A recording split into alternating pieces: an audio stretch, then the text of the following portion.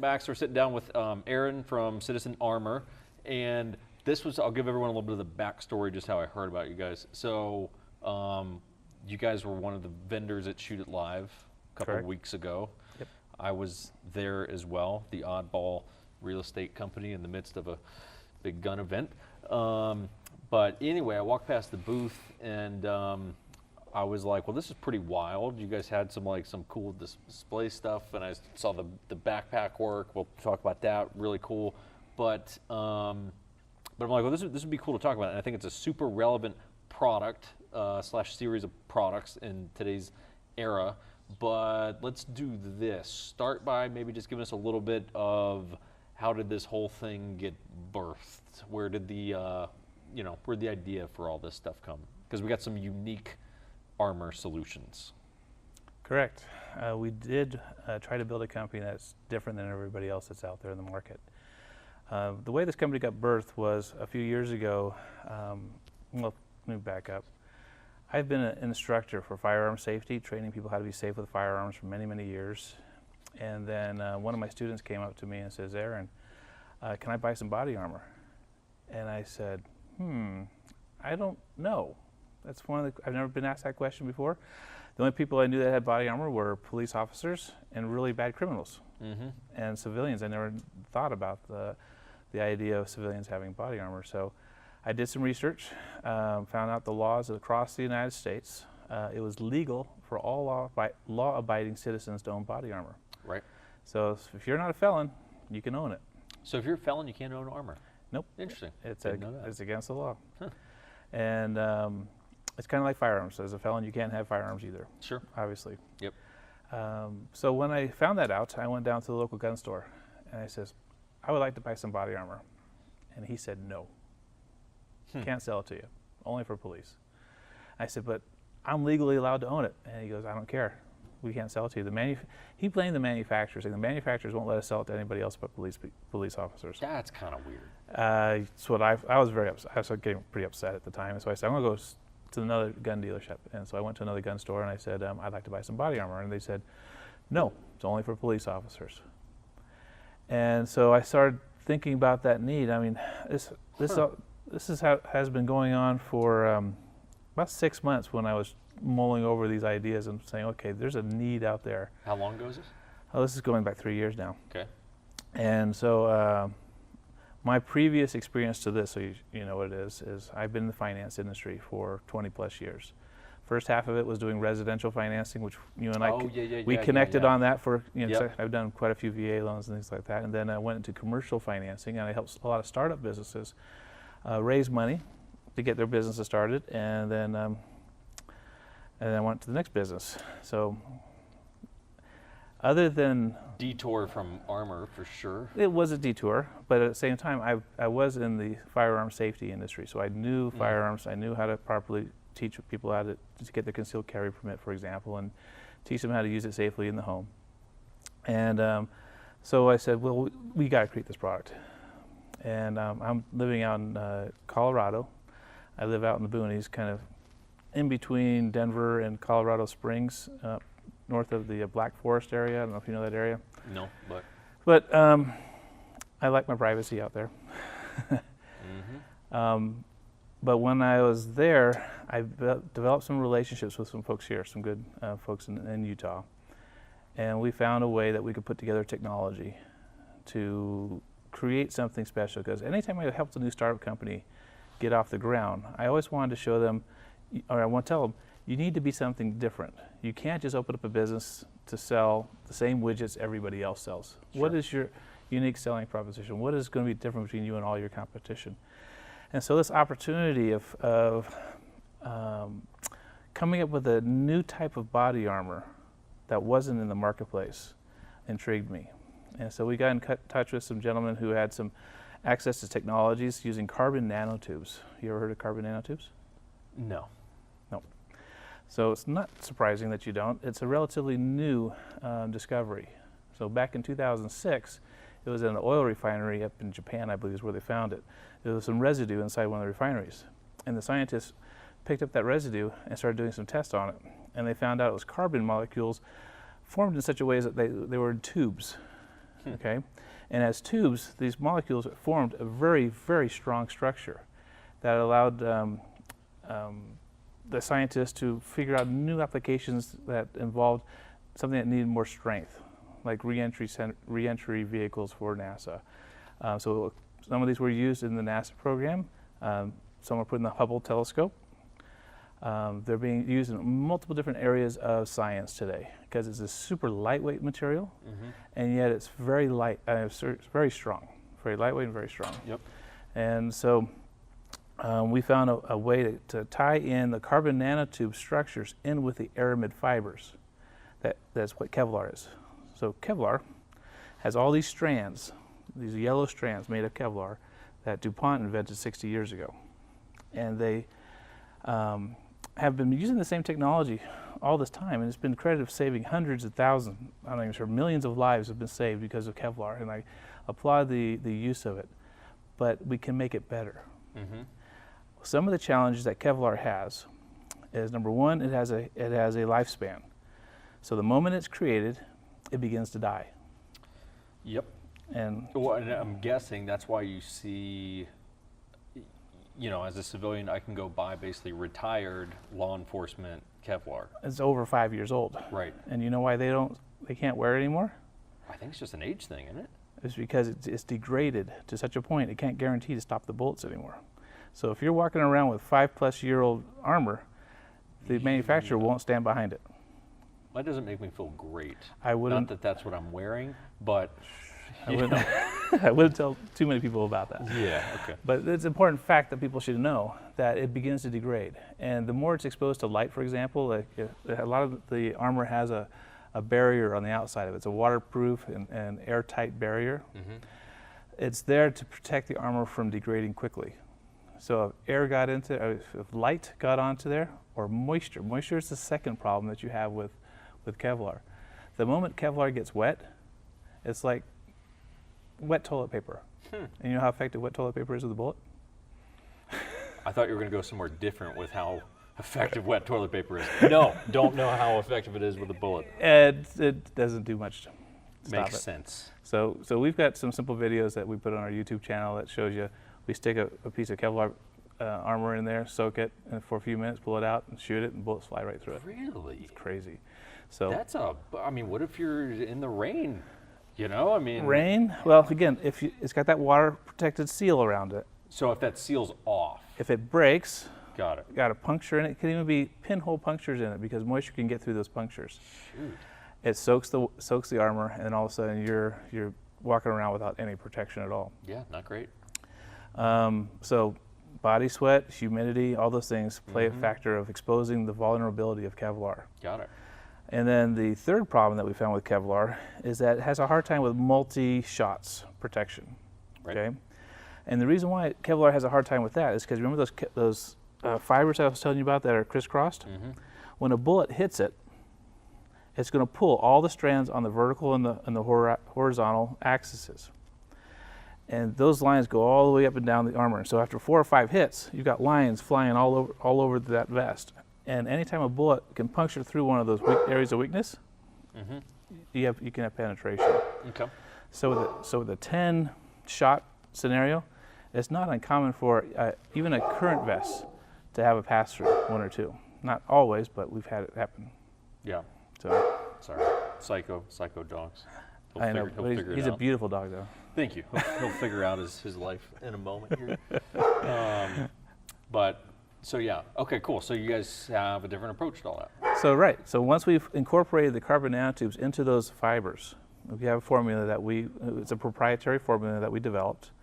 We've had some help with some of the people from the University of Utah and a few other folks that are experts in the field. We've had some engineers that worked with us. And we developed these formulas that allows us to strengthen the aramid fiber vest. So number one is the longevity issue has greatly been improved. And I'll tell you about that in a second. Yep. The second is our product's waterproof. We don't need that exterior boundary. It's not necessary with our product. Super cool. And number three is we can handle multi-shots like you can't believe.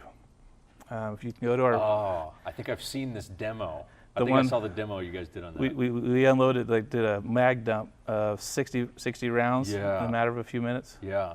And All the bullets were just like all bounced off. that was crazy. And so, and that vest, the amount of weight it was 1.3 pounds per square foot. So a typical vest like this one can easily be 3 to 4 pounds max weight. Okay. So it's a lot lighter weight, and it still gives us that same ballistic ability. So. Huh. So, geez. Okay, so like this could absorb the same amount or less? This is actually the same vest that we shot on that video. Oh, really? Get Yeah, outta here. you can feel it. Feel how thin that is. Yeah, I mean, and there's flexibility in there too. So, yeah, this vest right here, just so you give you a quick breakdown on the products.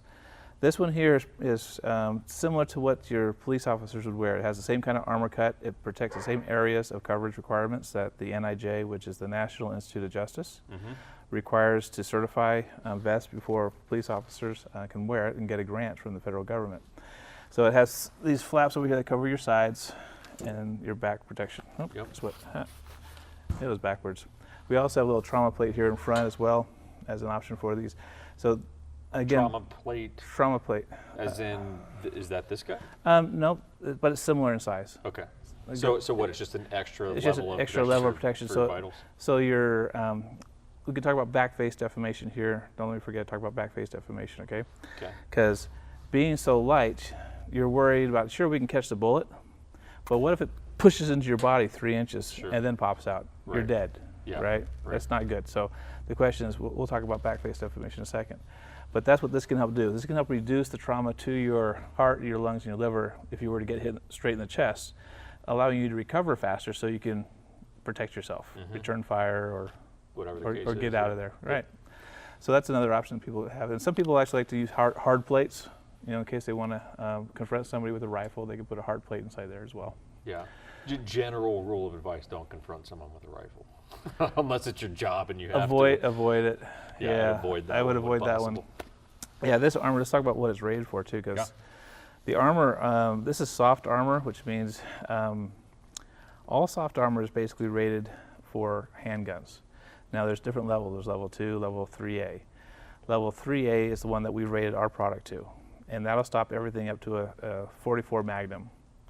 Now when you talk about getting shot with or testing this product with a 44 Magnum, you can't just go get a 7.5 inch barrel 44 Magnum and throw in regular standard rounds in it and test the armor.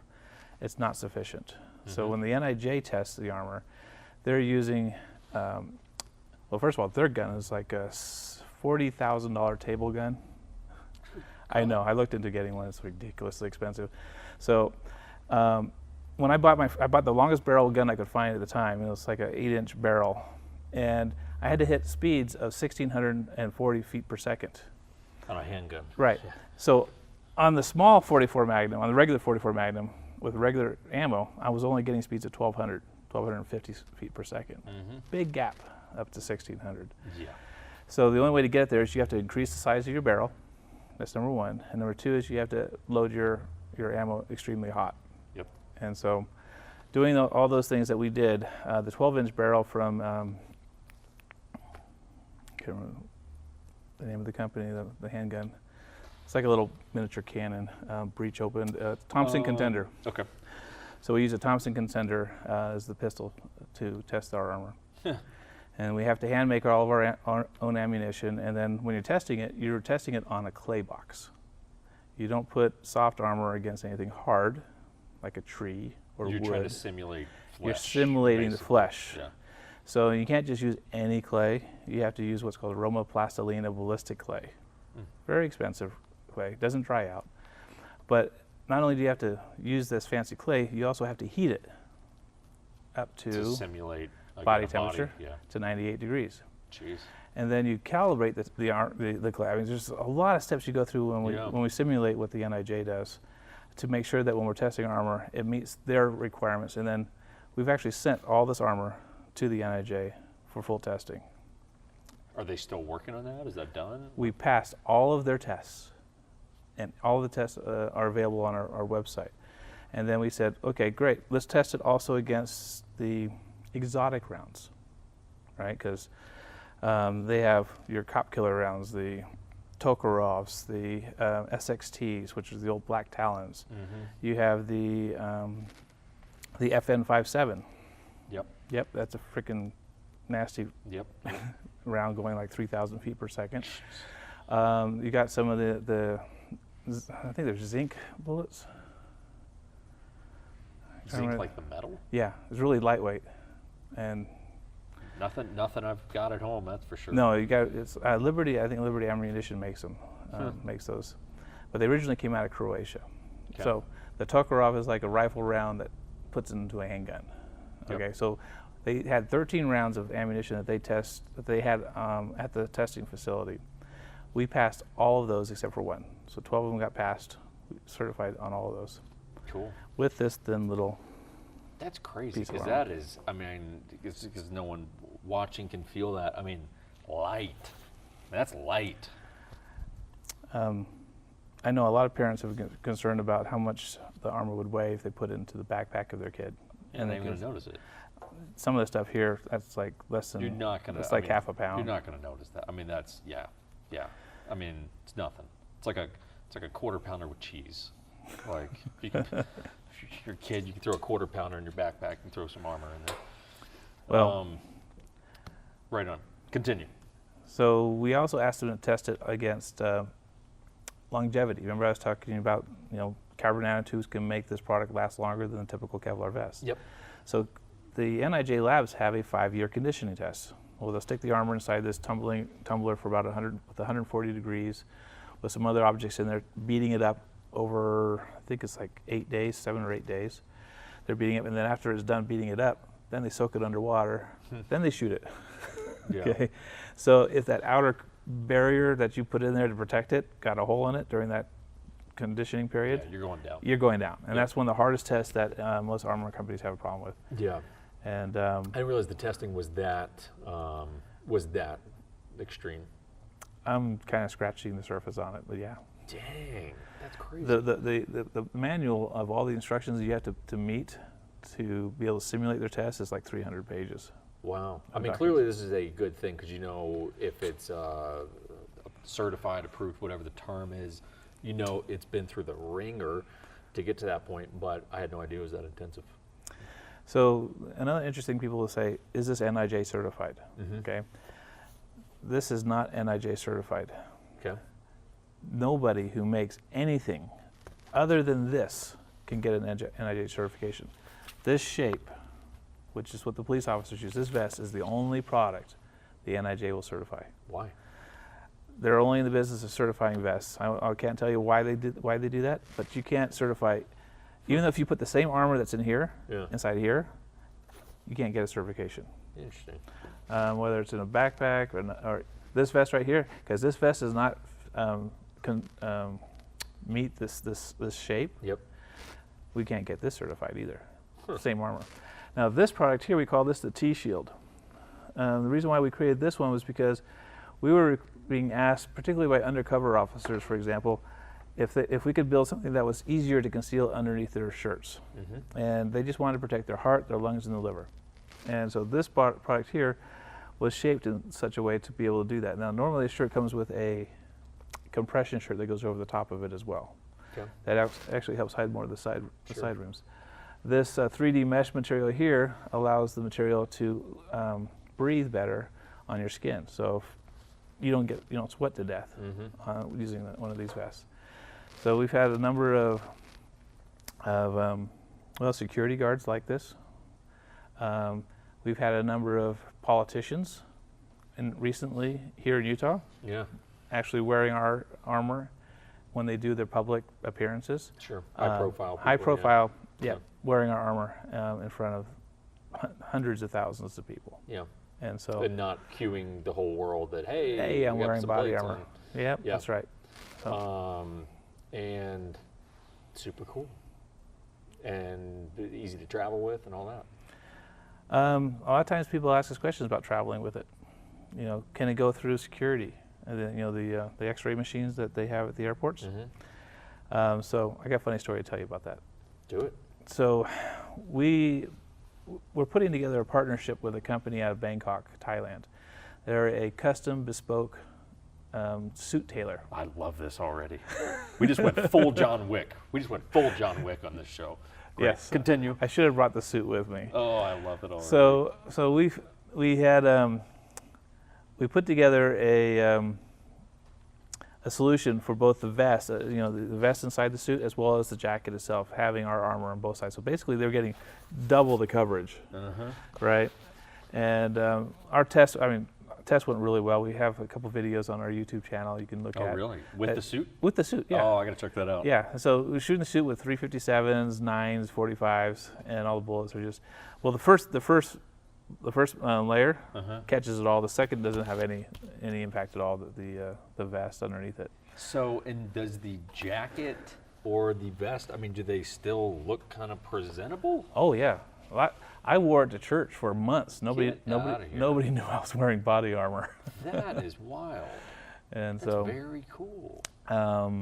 So with this company partnering with us, they have the expertise to build these high quality suits. They had 400 employees. I flew over there, met their people. Wonderful company. Sam Cern is the name of the group, and then he sends these his representatives all over the country, United States, to major cities, and you just meet them at the hotel that they're staying at, and they do all the measurements, and they have all the samples for you to pick it. Yep. And then you can have a brand new suit, mailed to you a few weeks later. That is very cool. So I had one of those suits on, and I'm going through the airport, and I took it off the jacket to go through the scanner, and the lady's touching my suit, and she could tell this is not something's going on. Something's going on. She goes, "What's wrong with your suit?" For a second there, she was like, "Oh, what's going on?" And I said, "Oh, my suit's armored." And so she said, "Oh, really? That is so cool." And she started picking up and looking at that. I can't tell, until she touched it, she couldn't tell. Yeah. And that's what I liked about, traveling. Most people don't even know that I'm traveling. And then there's no issue flying with that or going through security or anything? I've probably traveled a dozen times overseas. And then I travel all the time with one of these guys. This is a medium-sized insert inside my briefcase with my laptop. Yep. It's right next to it. I've traveled all the time with that, and so that way, if I ever had to have a shield in case of an active shooter, I've got something to help block the bullets until I can get to them and hopefully take them out. And this is the same armor as this, right? It is. So that's basically up to, I know it's not certified because of the stupid rule, everything, but basically up to 44 Mac. Yeah, we can shoot this all day with a 44. No big deal. That's cool.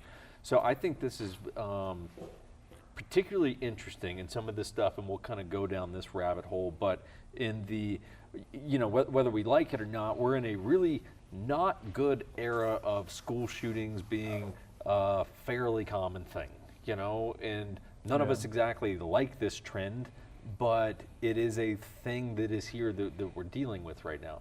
And hey, can we debate how to handle these situations and this gun control, that? Sure, we can go down that rabbit hole, but forget about that, right? Because you're not going to be an 8-year-old carrying a Glock in school, so there's no point in even debating that, right? So it's like, okay, well, if you're a kid in school or you're a parent, you have kids in school, well, how do I give my kids some level of, protection or some ability to defend themselves if something goes on? This is super neat. These are cool. This is fascinating. So I want to kind of, learn a little bit about all that. So one of the reasons why I started Citizen Armor was because I wanted to provide protection to my kids.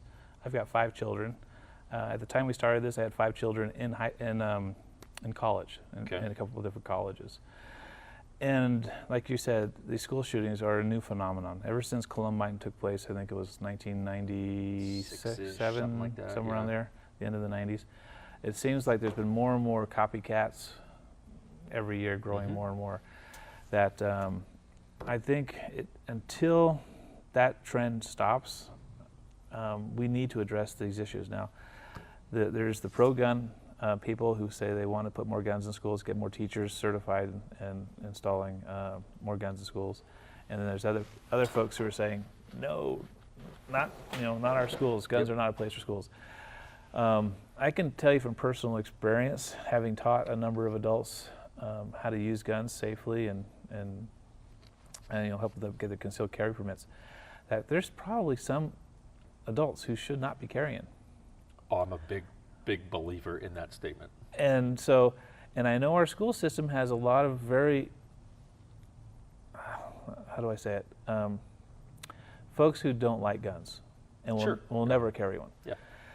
So what I found is interesting is that the solution a lot of people think is just put a police officer or hire some retired vet to come out there and stand guard at a school. I don't know about you, but most of the schools that I've attended growing up, there was thousands of kids Yeah. in our school, and it was spread out on large campuses. You can't be everywhere at once. It's going to take them 5 minutes or more to reach the shooter. Now, you 1911, how long does it take to unload a 1911 full mag? I mean, a couple seconds. I mean, if you're just hammering that thing. I mean, if you aimed, you still take 5 seconds if you're aiming. Oh yeah, Good. yeah. 5 seconds. Yeah, unload. for sure. So within a minute, how many people could get hurt? Almost the whole classroom. Yeah. Before the security guard with the gun Yeah, you do shows some up. damage. Sure. So one of the things that I'm worried about is how to save that the students in that class where the gun shows up.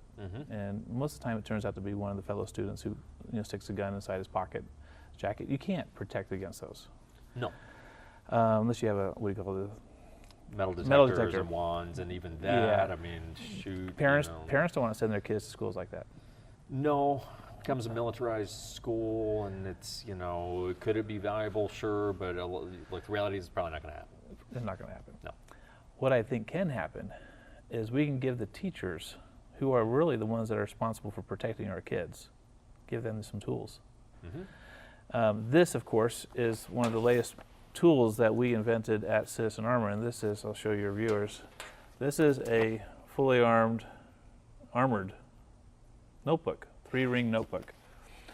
It That- looks like a notebook. It by the looks way. like- I mean, this looks like what I carried in high school. Yes. My one from 5-star probably was not stopping Probably many not. rounds. Probably not, but it's nice. But we can make these in kid colors, like red, blue, purple, things like that. So kids don't feel like they're carrying around just a plain black notebook. They can personalize it to some extent. But the idea is, if we gave them some sort of shield, and I'm talking the teachers now, not so much the kids. Let's talk about the adults. There's 40 to 60 adults on campus at all times. What if those adults were given a shield to protect them against bullets, and then they found some sort of additional tool to assist them in disarming the shooter? Now, whether or not they just tackle the shooter, which could be a benefit, you block the bullets until you get to the shooter and you tackle him, and if he's wrestling with you, then he can't shoot any more kids, right? And it gives kids more time to get out of the classroom. Or you give the teacher a recommendation, hey, just put something next to your desk that you could help stop the shooter, which could be, they have little stun guns. About how big are stun guns these days? Not big, yeah. Yeah, all you gotta do is there's 9 million volts going through the guy, and he's flopping around like a fish. You could do pepper spray. You could do, well, in certain states you can use one of those expandable batons. Wrap it out, and now you got a very nice way of breaking their arms if they're holding a gun. Yep. So there's non-lethal solutions that these teachers can employ until help gets there. Sure. But we're not giving our teachers anything. I know there's one school in the Northeast that's giving each teacher a box of rocks. You hear about that? No. I'm dead serious. No. They're putting a box of rocks in each classroom so that the teachers have something to throw at them. I mean, in a scenario like that, would I rather have some rocks to throw than nothing? Sure. Yeah, I'll take some rocks, but I mean, it's kind of comical, though. I agreed. And then there was another event that happened a few months ago. A school teacher in, I think it was Indiana. Did you hear about that school teacher who stopped an active shooter in his classroom? No. Oh, yeah. So a kid pulled out a gun in the classroom a few months ago and started shooting in class. He shot one student, and then the teacher ran towards him, got shot 3 times, Wow. and still tackled the boy and disarmed him. Okay? Kudos. That's the kind of guy we need, people we need to have that kind of bravery. Now, he was a bit of a different not your average teacher. He was the PE coach, football player. Yeah, that's Big someone guy. who's got, they got some nerve. They got nerve, they got strength, they have confidence. I think the biggest thing is they've got confidence. Sure. And can somebody gain more confidence by having a shield Sure. and rushing the shooter? I think so, and that's why I think I'm kind of on a crusade right now, kind of a one-man band doing this, because I think it's the teachers, the adults in the schools that need this product more than the kids. Yeah. the A classroom. parent could certainly see some value for their kid. You know, if you got a parent who's, I wouldn't necessarily call them a prepper, because that can have a certain connotation. But, someone who's like, well, I'd like my kid to have some chance if something goes through. Hey, cool, these are some good solutions, some great solutions in terms of what's allowed, what can they actually show up to class with.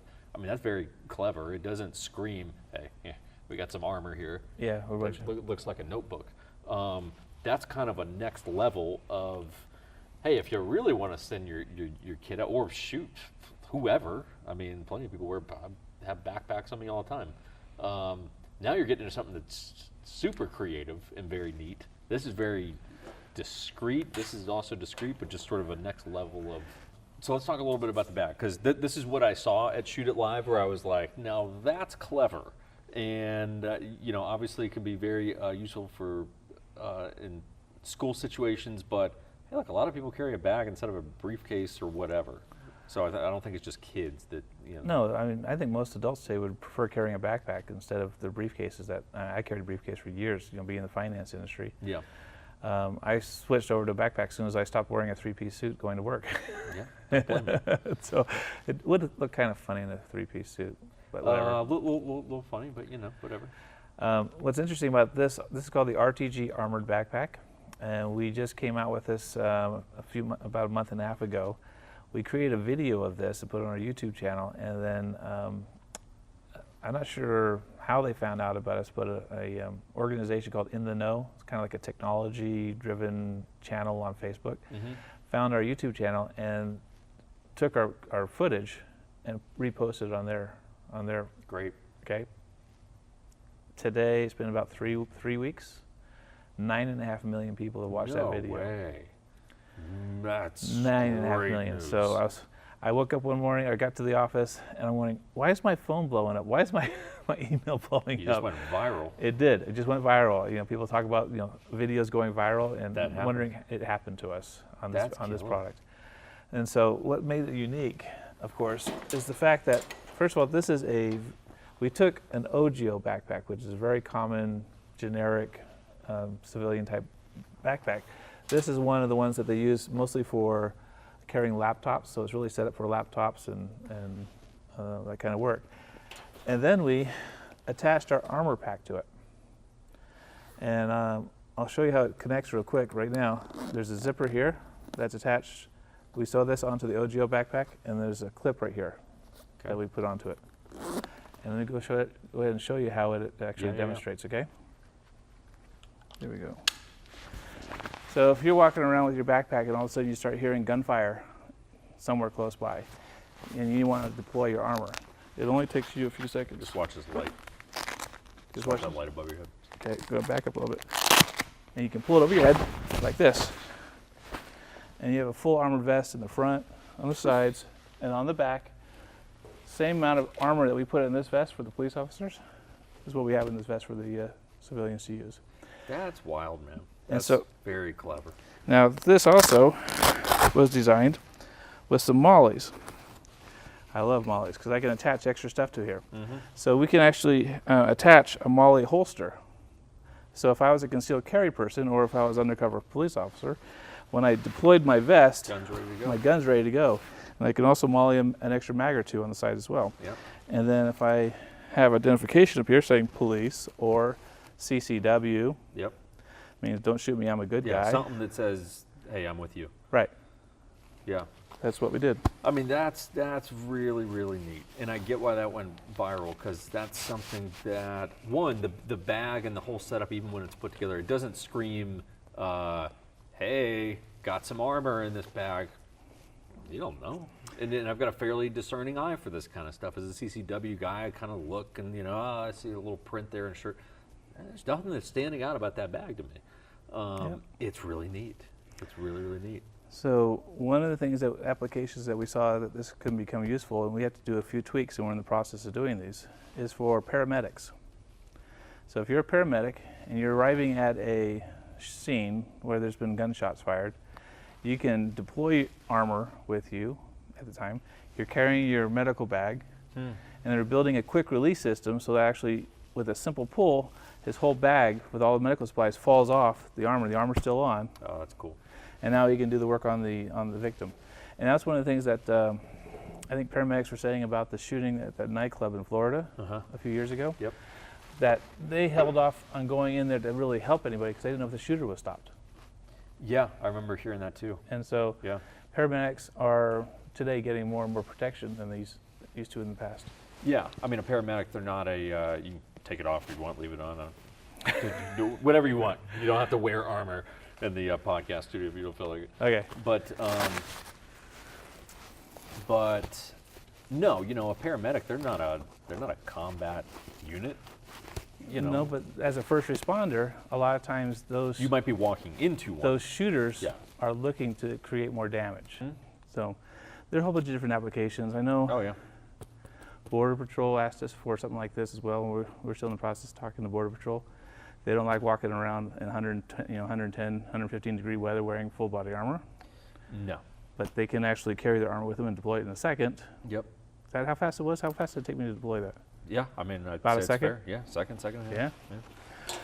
Yeah. So we're going to keep working on various different solutions for different applications. Yep. No, that's really, really neat. And you said this is within the past month or so? Yes, So that's still good. Boy, so that YouTube thing really was pretty recent then. it did. We're actually starting to deliver our first orders this week. Right Later on. this week, yep. Yeah. We went into mass production and we got orders going out every week now. Super cool. And then, I mean, people can get this from the site, but of course, you know, you have a million questions on, well, how much does the bag cost? So, I mean, you may as well just, Tell everybody now. what's the bag cost, you know? Bag costs $597. Yeah. And so this is with the OGO backpack, okay? Right. We will actually, we can use other backpacks as well, particularly ones that have mollies on the side of the backpacks, because the mollies that have the side, or the backpacks that have the side mollies, allow our clip system right here to quickly attach to those without having to put the zippers in. So we don't have to use zippers on backpacks like the 511. Pretty These much go around. any kind of tactical bag Can be should good to adapted. go. Yeah, which, you know, if you're a border patrol agent or a, a cop or whatever, you know, unless you're in like a discreet situation, you're probably like, yeah, cool. I don't need to be discreet. Everyone kind of knows who I am. Right. So, super cool stuff. So what's the, so yeah, where can people go? Like website, YouTube, social handles, any of that kind of stuff? So our website address is citizenarmor.com. Easy enough. Just go on there and order it on our website. Cool. We do have some YouTube channels. If you put in Citizen Armor, then you can see a lot of the videos. I'd recommend people check out the one of like the 60 rounds hitting these plates, because that was pretty cool. I mean, it's cool because it, you know, it's uncut. I mean, it's a raw video. It was and you pretty see it raw. happen. Yeah. You remember at the Shoot It Live event? We had one of these vests out there on a dummy. We shot them 100 times. Dang, and still Yeah. good to go. It's still good to go. What's crazy is because if it has this carrier with it, the armor will catch the bullet and then it falls inside, and then I cut open the carrier, turn it upside down, and it just rains flat bullets. It's awesome. That's pretty wild. And so actually, I brought some bullets with me. I did some tests today with the 44 Magnum. Flattened out. I was going to bring those with you. They're in the truck. Oh, I yeah, should have brought them over. Check them out. That's funny. Well, good stuff, man. I'm digging it. I think this is all like a really, it's a proactive, like problem-solving way of looking at not just armor in general, but definitely the unfortunate reality of school shootings and all this kind of stuff, or whatever. You're at an outdoor concert, or whatever the scenario is. It's a unique solution to something that is a reality, whether you like it or not. It's a reality right now. I would love to not have to offer these products. Sure. Right. I'd be happy, building some other widget with a twist on it that better than everybody else's. I do want to point out a credit for the design on this. Sure. So this product, we had thought about it, but we never finished putting together the patent on it. We were contacted by he's currently an active police officer in Coos Bay, Oregon. His name is John Holder. And John, if you're watching, I'd like to give you the kudos on it, because he came up with the idea and got the idea patented. He came over to our facility, said, "This is what I patented. Can you help me build it?" And so we went ahead and we finished putting it together for him. Cool. So John is I think he's got 10 plus years experience. He's been on SWAT. He's a counter sniper. Anyways, he knows his tactical stuff. And he says, this product could have saved so many lives if people knew that this was available. And that's the same thing that I said 3 years ago when I first started the company. If civilian population knew that they were legally allowed to own these kind of products, we should be allowed to buy them. Yep. I should be able to walk into a Walmart and be able to buy an armored pad, and include it in my kids' supplies, or my husband's or my wife's bags when they go shop or when they go overseas, because crap happens. Yeah. I don't know when it's going to be, but if you're not prepared, Yep. you'll You're be rolling sad. the dice. Yep. You're rolling the dice when there's sometimes not a need to. Well, good stuff, man. Thanks for coming in. Super cool. CitizenArmor.com, and you can check out everything there, and we appreciate it. Thank you. Cool. All right. Thanks, everyone. We'll see you guys soon.